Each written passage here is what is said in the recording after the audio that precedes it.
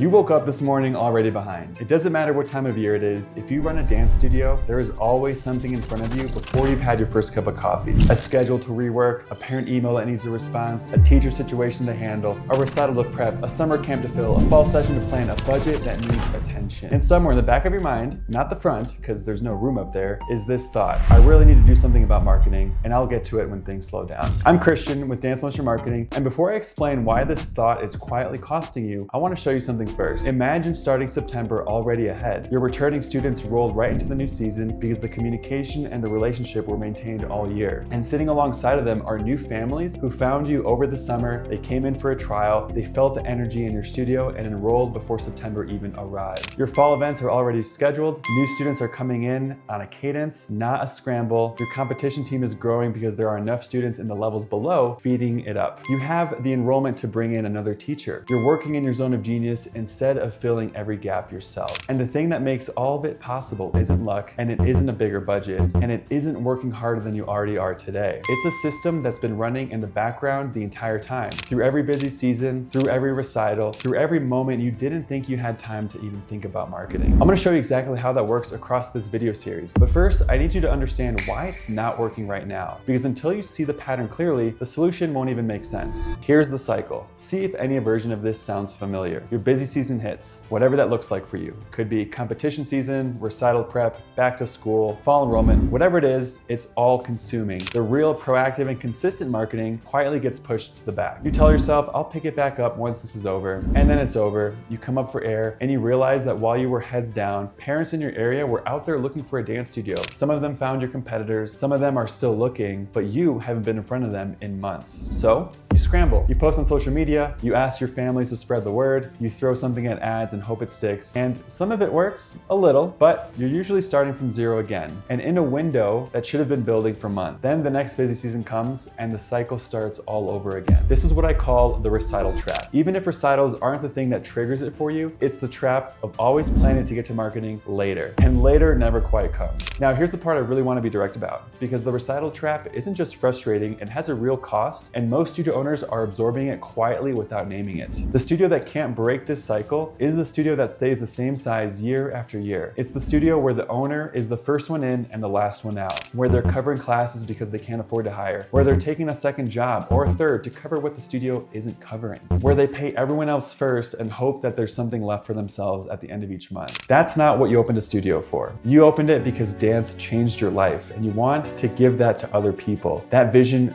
was real and it still is. But a studio that stays stuck in the cycle can't grow into what you actually imagined, and it's not going to fix itself. So what's actually going on? Because it's not that the studio owners don't care, you care. You've probably tried ads, directory listings, some kind of software, social media, you've invested time, money, and that sweat equity. And here's what I found after 5 years working exclusively with dance studios. Every tool you've tried was probably a real piece of a working enrollment system. The problem is that each one was being treated as if it was the whole thing. One piece out of a 9-part system left on its own, unmanaged, doesn't produce the results. The shift isn't to work harder, it's to build something complete that runs without you needing to keep it alive every week. And here's what I've found: every studio stuck at this cycle has at least one of these 3 specific gaps. And many don't even know which one is costing them the most. Maybe it's that not enough new parents are finding you. No matter what you do, there's just not enough fresh interest coming in every month. Maybe parents are reaching out, but they're not enrolling. They get in touch, you respond, and then they just disappear and you have no idea why. Or maybe leads are coming in and some are converting, but it still feels chaotic and things are slipping through the cracks and you feel like you're trying to manage everything by memory instead of by system. If one of those 3 just landed a little differently than the other, I want you to hold on to that feeling.